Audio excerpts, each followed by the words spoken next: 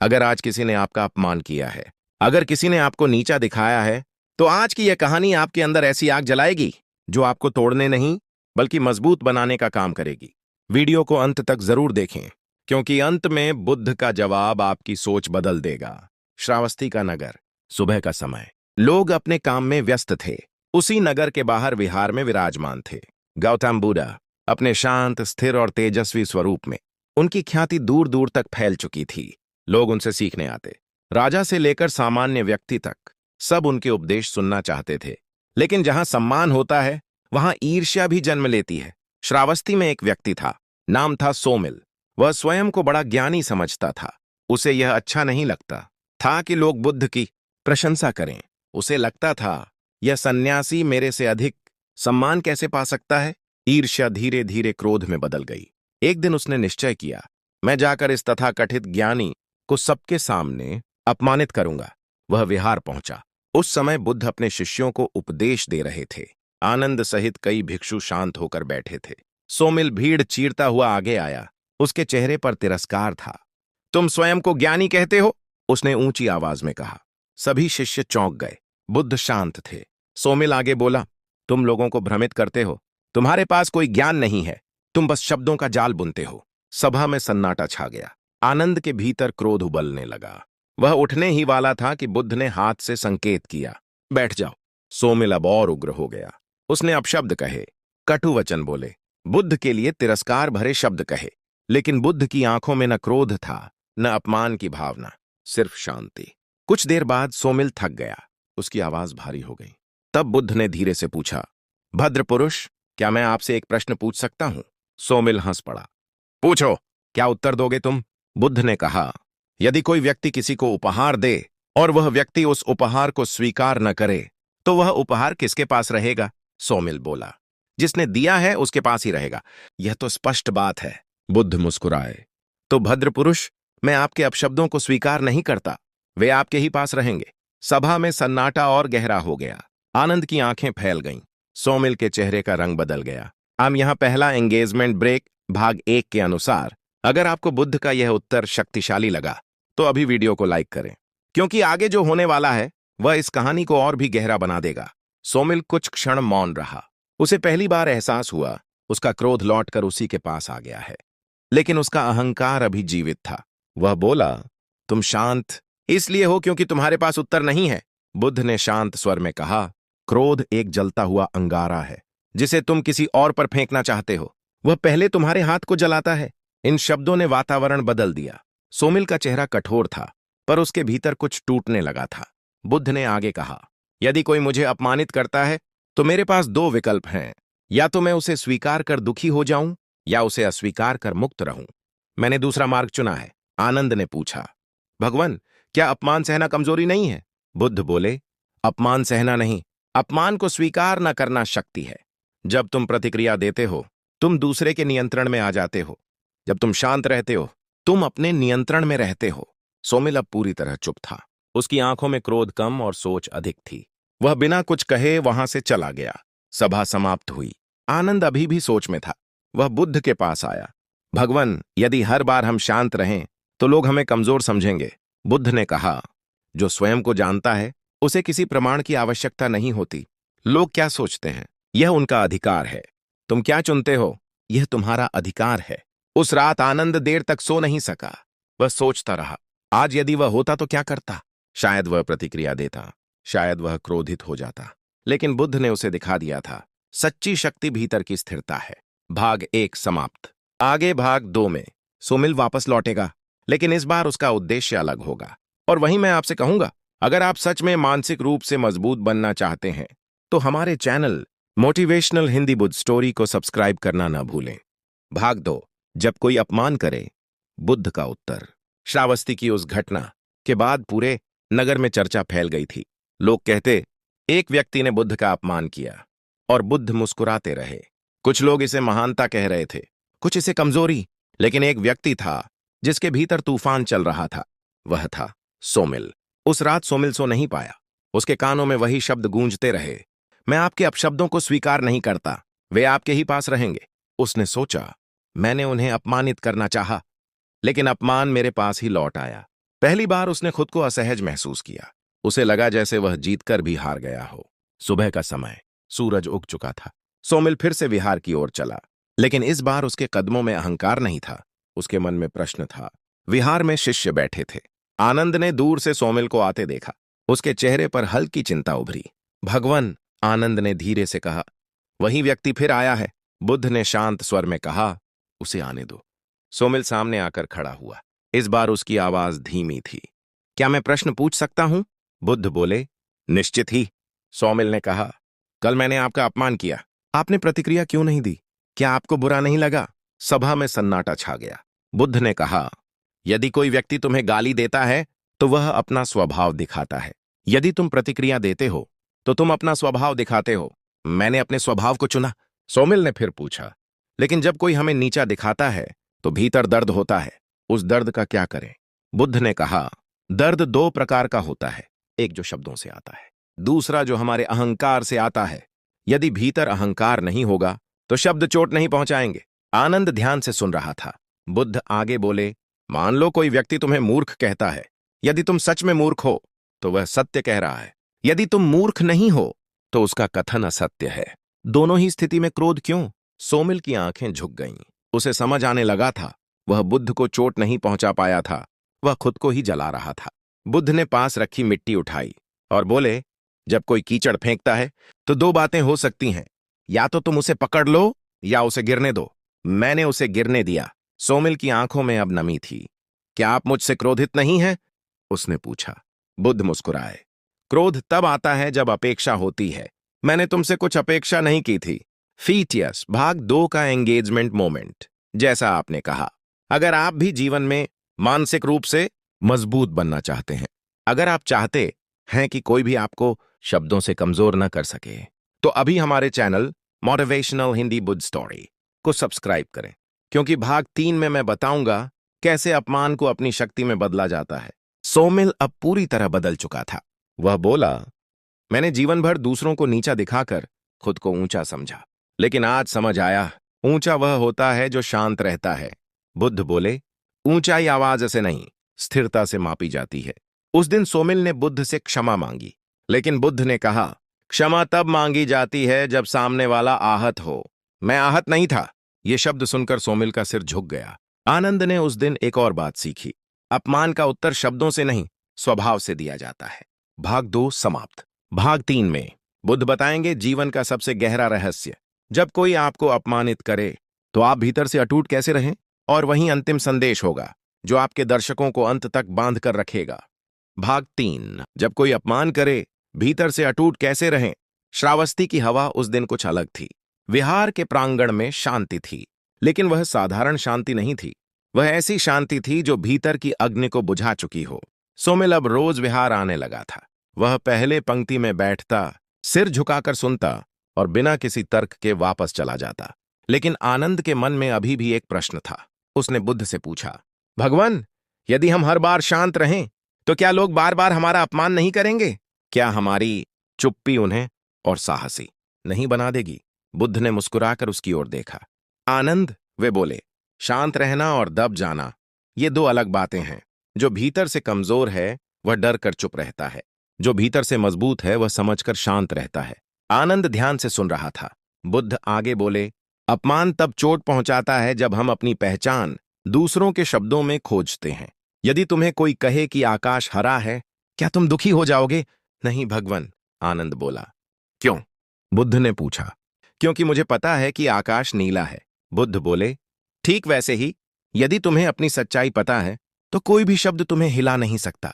उस दिन बुद्ध ने एक और उदाहरण दिया। मान लो किसी ने तुम्हें जहर दिया पर तुमने उसे पिया ही नहीं, तो क्या वह तुम्हें नुकसान पहुंचा सकता है? नहीं, आनंद ने कहा। अपमान भी वैसा ही है, जब तक तुम उसे भीतर नहीं उतारते वह तुम्हें प्रभावित नहीं कर सकता। सोमिल यह सब सुन रहा था। उसके चेहरे पर गंभीरता थी। वह बोला, भगवान, जब कोई अपमान करता है तो भीतर तुरंत प्रतिक्रिया उठती है। उस क्षण स्वयं को कैसे रोका जाए? बुद्ध ने उत्तर दिया, उस क्षण को पहचानो। वही क्षण तुम्हारी परीक्षा है। जब शब्द तुम्हारे कानों में प्रवेश करें तो तुरंत उत्तर मत दो। पहले अपने श्वास को देखो, एक गहरी सांस लो और स्वयं से पूछो, क्या यह मेरे सत्य को बदलता है? सभा में गहरा मौन था। बुद्ध ने आगे कहा, मन एक दर्पण है। यदि तुम उस पर कीचड़ फेंकोगे, दर्पण गंदा दिखेगा, पर यदि तुम उसे साफ रखते हो तो कोई भी कीचड़ टिक नहीं सकती। अपमान कीचड़ है, तुम्हारा मन दर्पण है, निर्णय तुम्हारा है। धीरे धीरे सोमिल का चेहरा बदलने लगा। जिस व्यक्ति की आंखों में पहले अहंकार था, अब वहां विनम्रता थी। उसने कहा, मैंने जीवन भर दूसरों को नीचे दिखाकर स्वयं को ऊंचा समझा, लेकिन अब समझ आया कि मैं स्वयं ही भीतर से असुरक्षित था। बुद्ध बोले, जो भीतर से सुरक्षित है उसे किसी को नीचा दिखाने की आवश्यकता नहीं होती। कुछ दिन बाद एक और घटना घटी। एक युवक विहार में आया। वह क्रोधित था। उसने बुद्ध से कहा, आपके शिष्य मेरे भाई को अपने साथ ले गए। उसने घर छोड़ दिया। आपने हमारा परिवार तोड़ दिया। उसकी आवाज तेज थी। आनंद को लगा फिर वही परिस्थिति, लेकिन बुद्ध शांत रहे। उन्होंने कहा, यदि कोई व्यक्ति सत्य की खोज में जाता है तो वह किसी के विरुद्ध नहीं जाता, वह स्वयं के भीतर जाता है। युवक बोला, लेकिन मुझे क्रोध आता है। बुद्ध ने उत्तर दिया, क्रोध तब आता है जब हम किसी को अपना मानते हैं, लेकिन कोई भी किसी का स्वामित्व नहीं है। युवक चुप हो गया। उस दिन आनंद ने देखा, अपमान हो या आरोप, बुद्ध की शांति कभी नहीं डगमगाती। रात को आनंद ने पूछा, भगवान, क्या आपको कभी भीतर से चोट नहीं लगती? बुद्ध ने कहा, आनंद, मैं भी मनुष्य हूं, भावनाएं आती हैं, पर अंतर यह है, मैं उन्हें आने देता हूं, पर रहने नहीं देता। भावना अतिथि है। यदि तुम उसे सम्मान दो तो वह शांति से चली जाएगी, यदि तुम उससे लड़ो तो वह रुक जाएगी। आनंद की आंखों में चमक आ गई। उसे समझ आने लगा था, मजबूती प्रतिक्रिया में नहीं, सजगता में है। अरे अब ध्यान से सुनिए। अगर आपने यहां तक कहानी सुनी है तो समझिए आप भी मानसिक शक्ति सीख रहे हैं। अगर आप चाहते हैं कि कोई भी शब्द आपको हिला ना सके तो हमारे channel motivational Hindi Buddha story को सब्सक्राइब जरूर करें, क्योंकि यहां हर कहानी आपको भीतर से मजबूत बनाती है। समय बीतता गया। सोमिल अब बदल चुका था। एक दिन उसने नगर में किसी को अपमान करते देखा। पहले जैसा होता तो वह भी जुड़ जाता, लेकिन इस बार वह शांत रहा।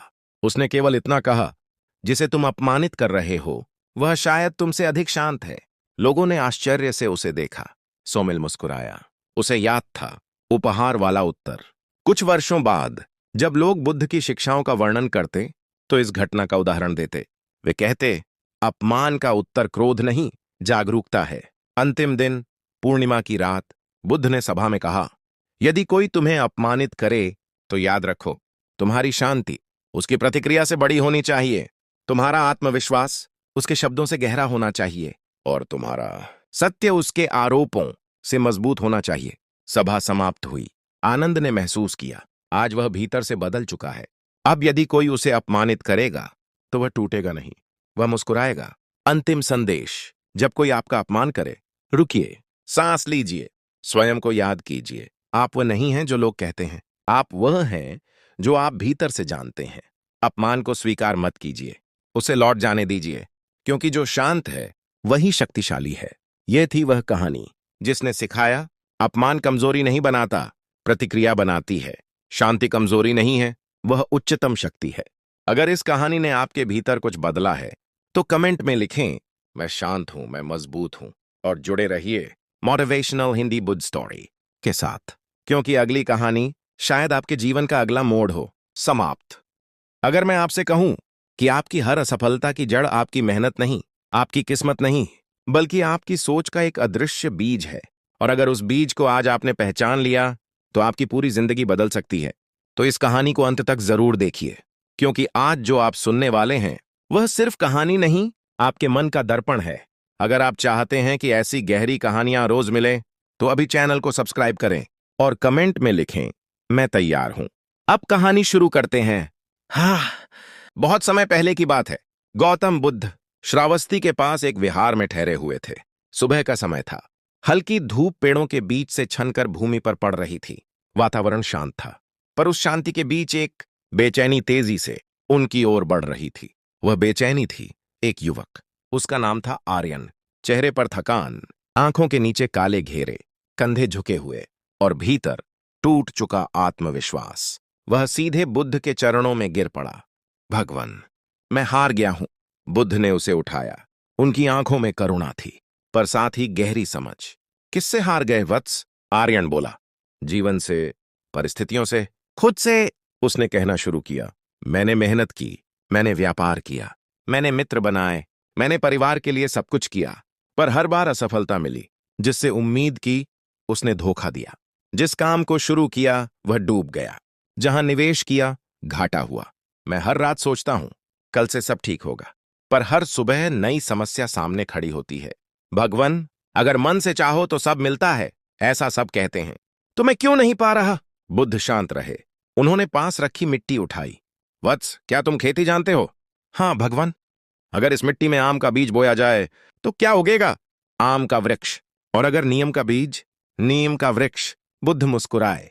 तो फिर तुम दुख का बीज बोकर सुख का वृक्ष क्यों चाहते हो? आर्यन चौंका। मैं दुख का बीज कब बो रहा हूं? बुद्ध ने कहा, जब तुम हर सुबह उठते हो, तुम्हारा पहला विचार क्या होता है? आर्यन सोच में पड़ गया। यह कि आज कोई समस्या ना आए।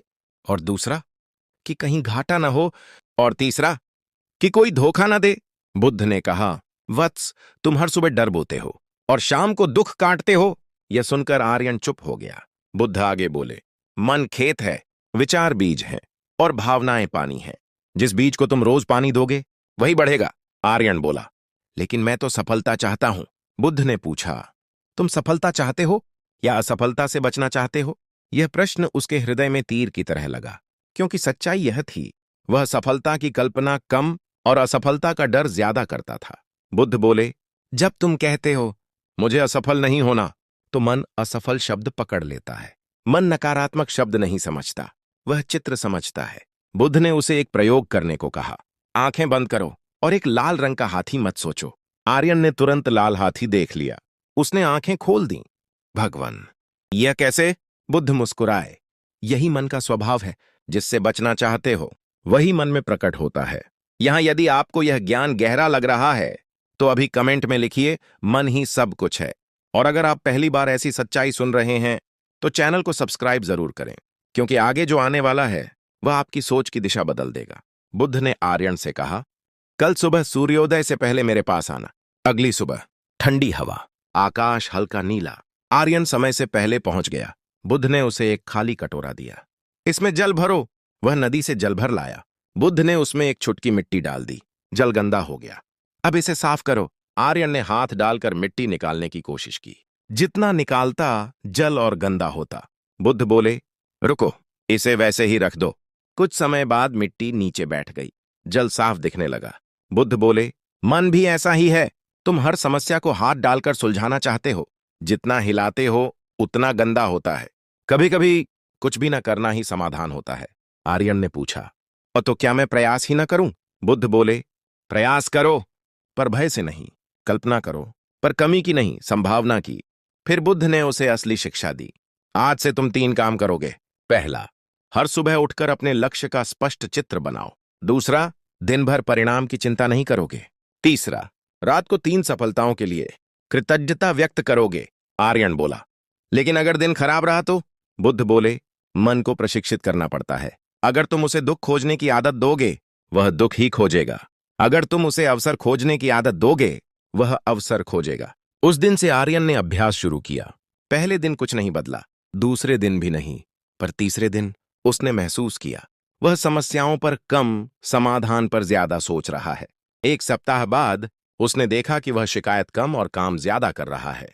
1 महीने बाद उसके व्यापार में छोटा लाभ हुआ। 3 महीने बाद वही लोग जो पहले दूर थे उसकी सहायता करने लगे। क्या दुनिया बदल गई थी? नहीं, उसका मन बदल गया था। और जब मन बदला तो निर्णय बदले, व्यवहार बदला, ऊर्जा बदली और परिणाम भी बदल गए। बुद्ध ने अंतिम दिन उससे कहा, वत्स, आकर्षण का नियम कोई जादू नहीं है, यह तुम्हारे मन की दिशा है। जहां ध्यान वहीं विस्तार। अगर आपने अभी तक पहले भाग को पूरी तरह महसूस नहीं किया तो एक बात याद रखिए, मन बदलता है तो दिशा बदलती है, और दिशा बदलती है तो मंजिल भी बदल जाती है। लेकिन हर बदलाव के बाद एक परीक्षा जरूर आती है, और आर्यन के जीवन में भी वह परीक्षा आने वाली थी। अगर आप सच में जानना चाहते हैं कि मन का अभ्यास असली संकट में कैसे काम करता है, तो इस कहानी को अंत तक जरूर सुनिए और बीच में एक बार कमेंट करके बताइए, क्या आप अपने मन को नियंत्रित कर पा रहे हैं या अभी भी मन आपको नियंत्रित कर रहा है? अब कहानी आगे बढ़ाते हैं। कुछ महीने बीत चुके थे। आर्यन ने बुद्ध की शिक्षा को अपने जीवन में उतारना शुरू कर दिया था। वह सुबह उठता, आंखें बंद करता, अपने सफल व्यापार की स्पष्ट कल्पना करता, ग्राहकों को संतुष्ट देखता, घर में शांति देखता, अपने चेहरे पर आत्मविश्वास देखता और फिर दिन भर बिना भय के काम करता। धीरे धीरे बदलाव दिखने लगा था। लोग उससे बात करते, समय उसकी आंखों में स्थिरता महसूस करते। वह पहले जैसा बेचैन नहीं था, उसकी आवाज में घबराहट कम हो गई थी। लेकिन जीवन की असली परीक्षा तब आती है जब सब कुछ ठीक चलता दिखता है। एक दिन अचानक खबर आई, शहर के बड़े व्यापारी ने उसी क्षेत्र में अपना विशाल व्यापार शुरू कर दिया है। वह व्यापारी धनवान था, संपर्क शक्तिशाली थे और उसका नाम सुनते ही छोटे व्यापारी डर जाते थे। आर्यन के मित्र दौड़ते हुए उसके पास आए। तुम खत्म हो गए, अब तुम्हारा व्यापार नहीं चलेगा। पहले वाला आर्यन होता तो उसी क्षण टूट जाता। पर इस बार उसने गहरी सांस ली। उसके भीतर हल्की सी घबराहट उठी, पर उसने तुरंत खुद से कहा, ध्यान डर पर नहीं, दिशा पर। उस रात वह बेचैन था। मन बार बार कह रहा था, अब सब खत्म हो जाएगा। लेकिन उसने वही अभ्यास किया, आंखें बंद की, कल्पना की उसकी दुकान पर लोग आ रहे हैं, वह शांत है, वह समाधान दे रहा है। सुबह उठकर उसने खुद से कहा, मैं प्रतिस्पर्धा से नहीं डरूंगा, मैं अपनी गुणवत्ता पर ध्यान दूंगा। दिन बीतते गए। पहले हफ्ते उसकी बिक्री कम हुई, दूसरे हफ्ते और कम। अब भीतर का पुराना डर सिर उठाने लगा। मन फुसफुसाया, देखा, सब व्यर्थ था। मन बदलने से क्या होता है, यही असली परीक्षा थी। क्या वह फिर से पुराने विचारों में डूब जाएगा या टिकेगा? वह सीधे बुद्ध के पास पहुंचा। भगवान, मैंने सब किया, मैंने ध्यान रखा, मैंने भय पर नियंत्रण किया, लेकिन परिस्थिति मेरे खिलाफ है। अब क्या करूं? बुद्ध शांत बैठे थे। उन्होंने पूछा, जब नदी में तेज धारा आती है तो पेड़ क्या करते हैं? आर्यन बोला, जो कठोर होते हैं टूट जाते हैं, जो लचीले होते हैं झुक जाते हैं। बुद्ध ने कहा, तुम कठोर बन रहे हो या लचीले? आर्यन चुप हो गया। वह भीतर से अभी भी परिणाम से चिपका हुआ था। वह सफलता चाहता था, लेकिन उसके पीछे डर भी था कि कहीं वह छिन न जाए। बुद्ध ने आगे कहा, तुम सफलता को पकड़ना चाहते हो, लेकिन सफलता पकड़ी नहीं जाती, आकर्षित होती है। और आकर्षण तब होता है जब भीतर कमी नहीं, पूर्णता होती है। आर्यन ने पूछा, पूर्णता कैसे आएगी जब परिस्थिति विपरीत है? बुद्ध ने उसे जंगल में ले जाकर एक सूखी जमीन दिखाई। यहां क्या दिख रहा है? सूखापन। बुद्ध ने पास के बीज दिखाए। अगर मैं यहां बीज बो दूं तो क्या उग जाएगा? कुछ नहीं। क्यों? क्योंकि मिट्टी में नमी नहीं है। बुद्ध बोले, तुम बीज तो सही बो रहे हो, पर भीतर नमी नहीं है। नमी क्या है? विश्वास। आर्यन ने महसूस किया, वह अभ्यास तो कर रहा था, पर भीतर कहीं गहराई में अभी भी भय छिपा था। वह खुद को समझा रहा था, पर पूरी तरह विश्वास नहीं कर पा रहा था। बुद्ध ने उसे एक नया अभ्यास दिया। आज से तुम प्रतिस्पर्धी को अपना शत्रु नहीं, शिक्षक मानोगे। उसकी दुकान जाओ, देखो वह क्या अच्छा कर रहा है, सीखो और अपने तरीके से बेहतर करो। आर्यन चौंका, मैं उसके पास जाऊं जो मेरा व्यापार छीन रहा है? बुद्ध ने कहा, जिससे तुम डरते हो उसी से तुम्हारी अगली सीख छिपी होती है। अगर आपको यहां तक कहानी प्रेरक लग रही है तो कमेंट में लिखिए, मैं सीखने को तैयार हूं। और अगर आप सच में जीवन में बदलाव चाहते हैं तो चैनल को सब्सक्राइब करना मत भूलिए। कहानी अभी और गहरी होने वाली है। अगले दिन आर्यन अपने प्रतिस्पर्धी की दुकान पर गया। वह दुकान विशाल थी, साफ सुथरी, व्यवस्थित। ग्राहकों का स्वागत विनम्रता से किया जा रहा था। आर्यन ने देखा, वह व्यापारी ग्राहकों की समस्या ध्यान से सुनता है, उन्हें जल्दी समाधान देता है और मुस्कुराकर विदा करता है। आर्यन के भीतर कुछ टूटा और कुछ बना भी। उसे समझ आया, वह पहले सिर्फ बेच रहा था, सेवा नहीं कर रहा था। वह लौट आया। उसने अपने कर्मचारियों को बुलाया। आज से हम सिर्फ सामान नहीं बेचेंगे, हम समाधान देंगे। उसने दुकान साफ करवाई, ग्राहकों से बात करने का तरीका बदला, छोटे लाभ पर संतुष्ट होना सीखा। धीरे धीरे परिणाम बदलने लगे। लोग कहने लगे, वहां बड़ा व्यापार है पर यहां अपनापन है। कुछ महीने बाद दोनों का व्यापार चल रहा था। आर्यन फिर बुद्ध के पास गया। भगवान, अब मैं समझ रहा हूं, आकर्षण का नियम जादू नहीं है, यह अंदर की ऊर्जा है।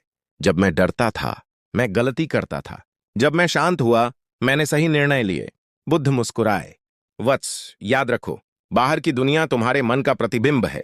अगर भीतर प्रतियोगिता है तो बाहर संघर्ष दिखेगा, अगर भीतर विकास है तो बाहर अवसर दिखेगा। फिर बुद्ध ने अंतिम बात कही, मन को जीतना एक दिन का काम नहीं है, यह रोज का अभ्यास है। हर दिन मन नया बीज बोता है, हर दिन उसे देखना पड़ता है। उस दिन आर्यन ने प्रण लिया, वह जीवन भर अपने मन का माली बना रहेगा। वह जान गया था, दुख बाहर से नहीं आते, वे विचारों की छाया हैं, और जब विचार बदलते हैं तो छाया भी बदल जाती है। अगर आपने यहां तक कहानी सुनी है तो अब आप सामान्य श्रोता नहीं रहे, अब आप खोजी बन चुके हैं। लेकिन याद रखिए, ज्ञान सुनना आसान है, ज्ञान जीना कठिन। और आर्यन के जीवन में अब जो होने वाला था वह उसके भीतर की अंतिम परीक्षा थी। अगर आप जानना चाहते हैं कि मन के सबसे गहरे स्तर पर बदलाव कैसे होता है तो इस कहानी को अंत तक जरूर सुनिए और बीच में एक बार कमेंट करके बताइए, क्या आप अपने विचारों को देख पाते हैं या अभी भी उनमें बह जाते हैं। अब कहानी आगे बढ़ाते हैं। समय बीत चुका था, आर्यन का व्यापार स्थिर हो चुका था, घर में शांति थी। उसका चेहरा पहले से शांत और आत्मविश्वासी था। लोग अब उससे सलाह लेने आने लगे थे। पर जीवन की सबसे बड़ी परीक्षा बाहर से नहीं आती, वह भीतर से उठती है। एक रात अचानक उसके पिता बीमार पड़ गए। स्थिति गंभीर थी। वैद्य ने संकेत दिया, समय कम है। घर में भय का वातावरण फैल गया। मां रो रही थी, पत्नी घबराई हुई थी और आर्यन, उसके भीतर पुराना डर फिर से जाग उठा। वह सोचने लगा, अगर पिता चले गए तो मैं अकेला पड़ जाऊंगा, परिवार कैसे संभालूंगा। विचारों का तूफान उठ गया। उसे लगा जैसे महीनों की साधना एक पल में टूट रही है। वह रात में अकेला बैठा था। उसने महसूस किया मन फिर से भय का बीज बो रहा है। तभी उसे बुद्ध की बात याद आई। मन को देखो, उससे लड़ो मत। उसने आंखें बंद की। पहली बार उसने अपने विचारों को रोकने की कोशिश नहीं की, वह सिर्फ उन्हें देखता रहा। डर आ रहा था, जाने का भय, अकेलेपन की आशंका। पर इस बार वह भागा नहीं, बस देखता रहा। धीरे धीरे उसने अनुभव किया, विचार आते हैं, रुकते हैं और फिर चले जाते हैं। वह विचार नहीं है, वह देखने वाला है। सुबह होते ही वह बुद्ध के पास पहुंचा। भगवान, मैं समझता था कि मैं बदल चुका हूं, लेकिन जैसे ही संकट आया मैं फिर से डर गया। बुद्ध ने शांत स्वर में कहा, वत्स, तूफान आने पर ही पता चलता है कि नाव कितनी मजबूत है। तुमने मन को दिशा दी थी, अब समय है उसे गहराई देने का। आर्यन ने पूछा, गहराई कैसे? बुद्ध ने उसे एक तालाब के पास ले जाकर कहा, इस जल में देखो, क्या दिख रहा है? मेरा प्रतिबिंब। बुद्ध ने पत्थर फेंका, लहरें उठीं, प्रतिबिंब टूट गया। अब क्या दिख रहा है? कुछ भी स्पष्ट नहीं। बुद्ध बोले, जब जीवन पत्थर फेंकता है तो मन में लहरें उठती हैं और हम समझते हैं कि हम टूट गए, लेकिन सत्य यह है, लहरें मन में हैं, तुम्हारी असली पहचान में नहीं। आर्यन चुप था। बुद्ध ने आगे कहा, तुमने अब तक विचार बदलने सीखे, अब तुम्हें विचारों से परे जाना है। कैसे भगवान? ध्यान से। उस दिन से बुद्ध ने उसे गहन ध्यान सिखाना शुरू किया। सिर्फ कल्पना नहीं, सिर्फ सकारात्मक वाक्य नहीं, बल्कि साक्षी भाव। बैठो, आंखें बंद करो, श्वास को देखो, विचारों को आते जाते देखो। पहले दिन मन और अधिक भागा, दूसरे दिन भी, तीसरे दिन भी। उसे लगा वह असफल हो रहा है। पर बुद्ध ने कहा, मन का भागना असफलता नहीं है, उसे देख पाना ही जागरूकता है। धीरे धीरे उसे अनुभव होने लगा, विचार स्वयं उठते हैं, वह उन्हें चुन सकता है। डर आता है, पर वह उसमें डूबे या न डूबे, यह उसके हाथ में है। कुछ दिनों बाद उसके पिता की स्थिति और गंभीर हुई। घर में शोक जैसा माहौल था, पर इस बार आर्यन ने अलग प्रतिक्रिया दी। वह पिता के पास बैठा, उनका हाथ पकड़ा, शांत स्वर में बात की। वह भीतर रो रहा था, पर बाहर स्थिर था। उसने समझ लिया था, जीवन और मृत्यु भी मन के नियंत्रण में नहीं, लेकिन प्रतिक्रिया उसके नियंत्रण में है। कुछ दिनों बाद उसके पिता ने अंतिम सांस ली। घर में रोना धोना शुरू हुआ। आर्यन के भीतर दर्द था, गहरा दर्द, लेकिन इस बार वह टूट नहीं गया। वह जान चुका था, दुख से भागना नहीं है, उसे महसूस करना है। वह बैठा रहा, आंसू आए, पर भीतर शांति थी। कुछ सप्ताह बाद वह बुद्ध के पास पहुंचा। भगवान, अब मैं समझ गया हूं, सुख और दुख दोनों आते जाते हैं, लेकिन अगर मैं उनके पीछे भागता हूं तो मैं ही थकता हूं। बुद्ध मुस्कुराए, वत्स, यही अंतिम मंत्र है। आकर्षण का नियम तब काम करता है जब मन खाली होता है। जब तुम भीतर से पूर्ण होते हो, तब बाहर की दुनिया स्वतः बदलती है। आर्यन ने पूछा, पूर्णता क्या है? बुद्ध बोले, जब तुम्हें किसी चीज की जरूरत महसूस नहीं होती, फिर भी तुम कर्म करते हो। जब तुम सफलता के लिए काम करते हो, लेकिन सफलता पर निर्भर नहीं होते। जब तुम प्रेम करते हो, पर बंधन नहीं बनाते, वही पूर्णता है। अगर यहां तक कहानी ने आपको छुआ है, तो अभी कमेंट में लिखिए, मैं साक्षी बनूंगा। और अगर आप चाहते हैं कि ऐसी कहानियां आपको रोज मिलें, तो चैनल को सब्सक्राइब जरूर करें, क्योंकि ज्ञान तभी जीवित रहता है जब उसे सुनने वाले जागरूक हों। कहानी आगे बढ़ती है। कुछ वर्षों बाद आर्यन स्वयं लोगों को सिखाने लगा। वह कहता, मन को मत दबाओ, मन को मत भगाओ, उसे समझो। जो चीज तुमसे बार बार टकराती है, वह तुम्हें कुछ सिखाने आई है। और सबसे बड़ा रहस्य, सुख पाने की कोशिश मत करो, सुख बनने की कोशिश करो, क्योंकि जब तुम भीतर से शांत हो जाते हो तो जीवन की हर परिस्थिति तुम्हारे पक्ष में काम करने लगती है। एक दिन उसने बुद्ध से अंतिम प्रश्न पूछा, भगवान, क्या मन पूरी तरह शांत हो सकता है? बुद्ध ने कहा, जब देखने वाला और विचार अलग हो जाए तब मन साधन बन जाता है, स्वामी नहीं। आर्यन ने झुककर प्रणाम किया। अब वह समझ चुका था, दुनिया बदलने की जरूरत नहीं, दृष्टि बदलने की जरूरत है। बीज बाहर नहीं बोया जाता, बीज भीतर बोया जाता है, और जब भीतर का बीज बदल जाता है तो जीवन का वृक्ष भी बदल जाता है। यह कहानी यहीं समाप्त नहीं होती, क्योंकि यह सिर्फ आर्यन की कहानी नहीं है, यह आपकी कहानी है। हर सुबह आप बीज बोते हैं, हर रात आप फल काटते हैं। अब निर्णय आपका है, आप कौन सा बीज बोएंगे। अगर यह कहानी आपको गहरी लगी तो इसे शेयर करें, कमेंट में अपना अनुभव लिखें, और अगर आप सच में अपने मन के माली बनना चाहते हैं तो इस चैनल को सब्सक्राइब करना मत भूलिए। अगली कहानी में मिलेंगे एक और गहरे सत्य के साथ। तब तक अपने मन को देखिए, समझिए और सही बीज बोइए। समाप्त। क्या होगा अगर मैं आपसे कहूं कि आपकी सारी चिंता, आपका सारा तनाव आपकी समस्या नहीं है? क्या होगा अगर समस्या बाहर नहीं, आपके मन के अंदर है? और अगर मैं कहूं कि 2500 साल पहले एक व्यक्ति ने इसका समाधान खोज लिया था? आज की यह कहानी आपके जीवन की दिशा बदल सकती है। वीडियो को अंत तक जरूर देखिए, क्योंकि अंत में जो सीख मिलेगी वह आपकी रातों की नींद वापस ला सकती है। कहानी शुरू। मगध राज्य के पास एक छोटा सा गांव था। वहां रहता था एक युवक, नाम था अर्जुन।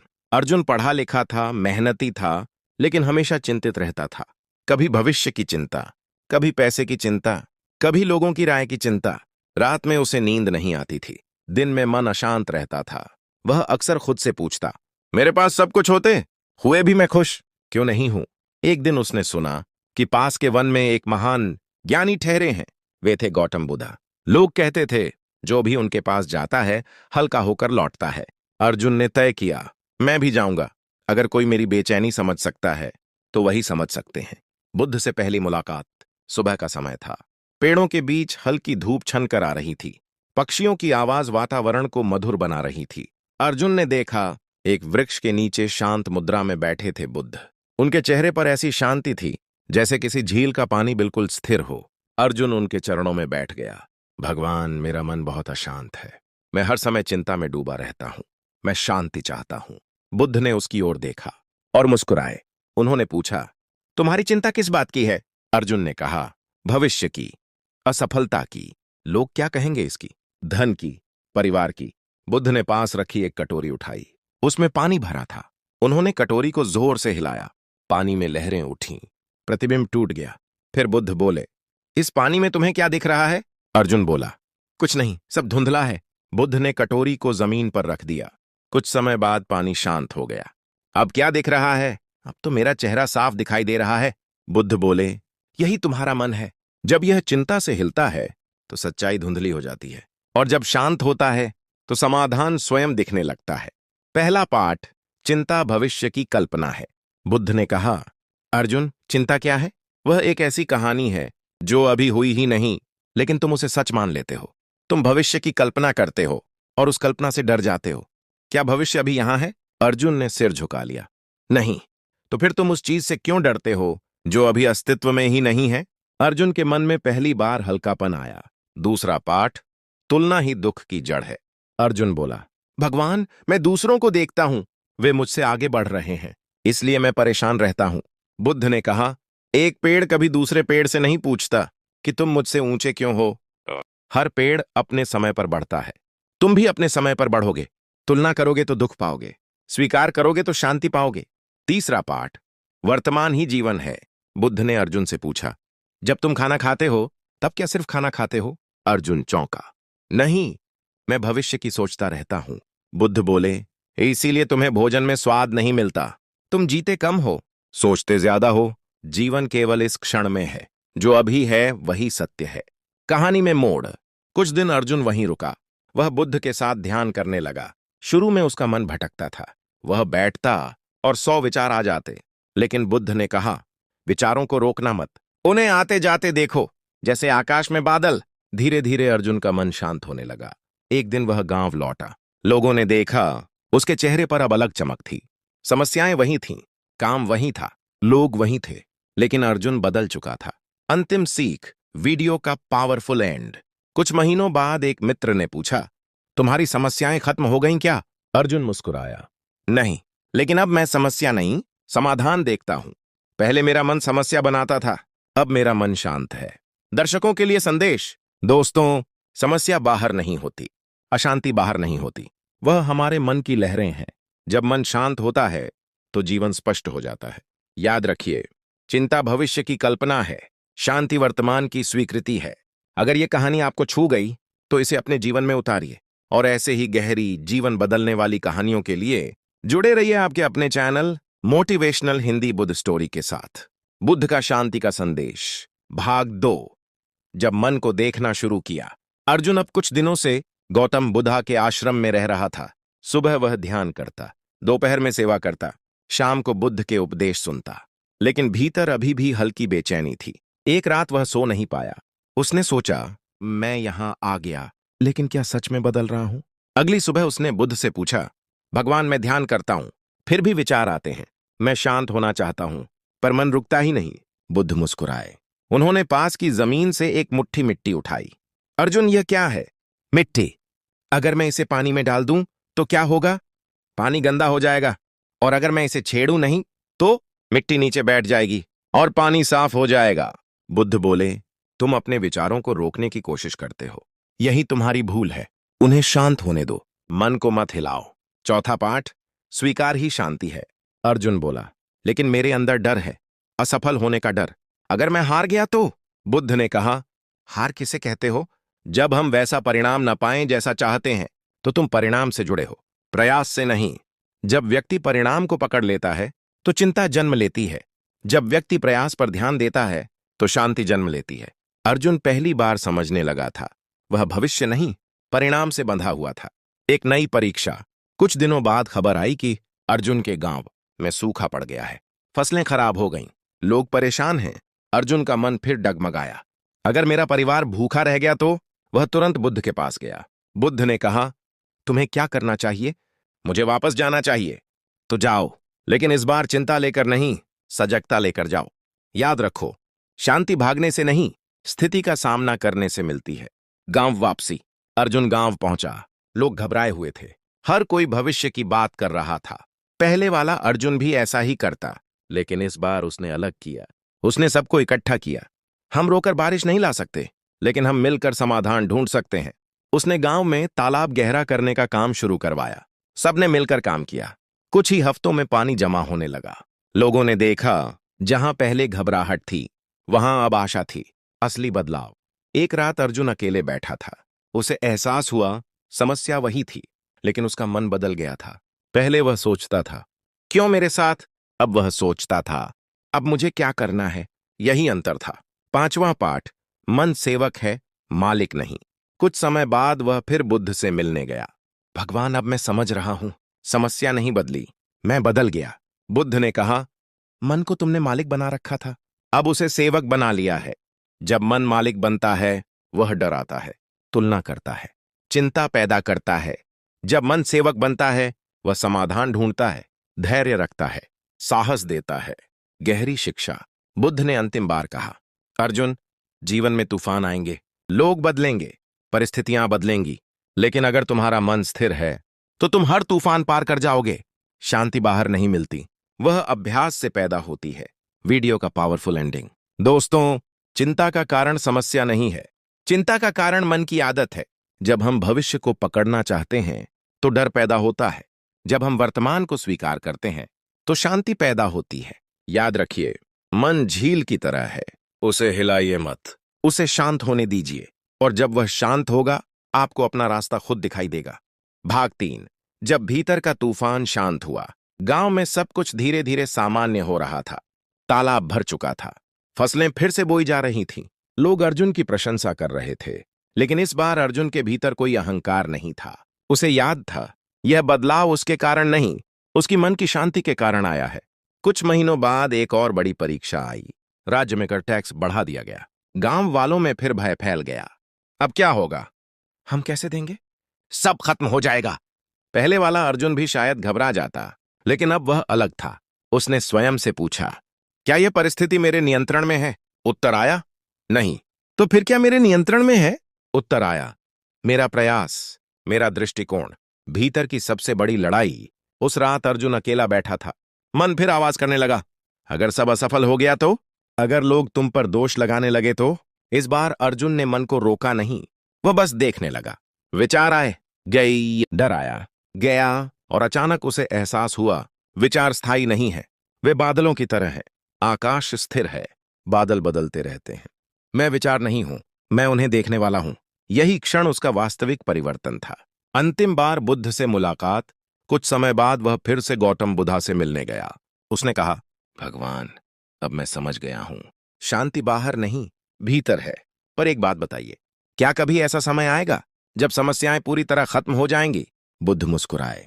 यदि तुम समुद्र से कहो कि लहरें बंद हो जाएं, तो क्या वह संभव है? नहीं।